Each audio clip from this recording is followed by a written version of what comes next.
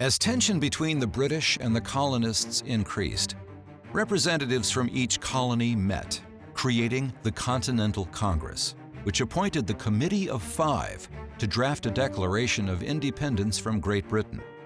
Thomas Jefferson was the principal author. Others responsible for drafting the document include John Adams, Robert Livingston, Benjamin Franklin, and Roger Sherman. The Continental Congress adopted the Declaration of Independence on July 4, 1776. Though there is debate regarding the direct influences on the Declaration of Independence, most scholars agree John Locke's second treatise on government was a significant model. Locke's ideas of natural rights, the equality of all men, and the role of government are featured prominently in the preamble. The preamble is the first of three key parts of the Declaration. The reasons for breaking away from British rule are listed in the preamble. The second section of the Declaration of Independence lists 27 grievances against the British government of King George II. The final section of the Declaration lists the colonists' unsuccessful attempts to settle differences with Britain. It concludes by arguing that the only way to protect American rights is to declare independence. At the urging of General George Washington, Congress created the Continental Army. Congress appointed Washington to be Commander-in-Chief of the Continental Army in 1775. Although not known as a brilliant field commander, Washington was skilled at motivating his troops. Thousands of free and enslaved blacks were involved in the war.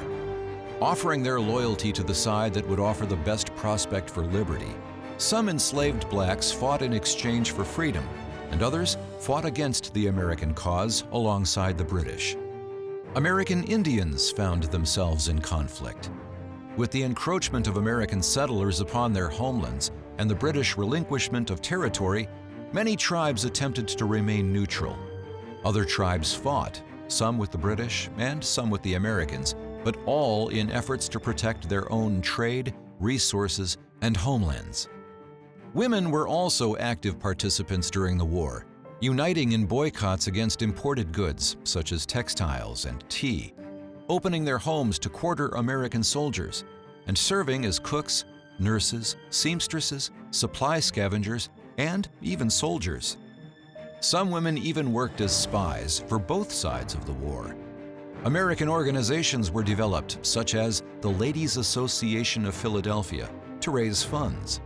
Other colonies soon followed, and together, these women made substantial contributions to war efforts. Early in the war, Washington preferred to engage the British in sudden, powerful strikes and then retreat. It was a technique he believed would boost the morale of his soldiers. On December 25th of 1776, General Washington famously led his men across the Delaware River. They defeated Hessian forces at Trenton, New Jersey. Washington then pursued British forces across New Jersey. Washington's leadership was demonstrated during the winter of 1777 and 1778. Revolutionary forces were encamped at Valley Forge, Pennsylvania for the winter. The winter weather was harsh, and the soldiers lacked adequate supplies. The Army remained intact during these trying times thanks to Washington's efforts to build morale. The British had captured Philadelphia in September, and Washington had tried unsuccessfully to retake the city. Britain's plan was to have General Charles Cornwallis attack southern states and separate them from northern forces, effectively dividing the American armies. Cornwallis achieved many victories in the South, but was prevented from splitting American forces. Cornwallis retreated to coastal Yorktown in order to maintain access to the sea. Colonial revolutionaries found an ally in the French. Great Britain dominated world power after the French and Indian War, and rivals like France wanted to encroach upon that position. During the harsh winter in Valley Forge, European military men such as Lafayette and Baron von Steuben helped train American soldiers. Baron von Steuben's techniques for close order fighting were critical for success.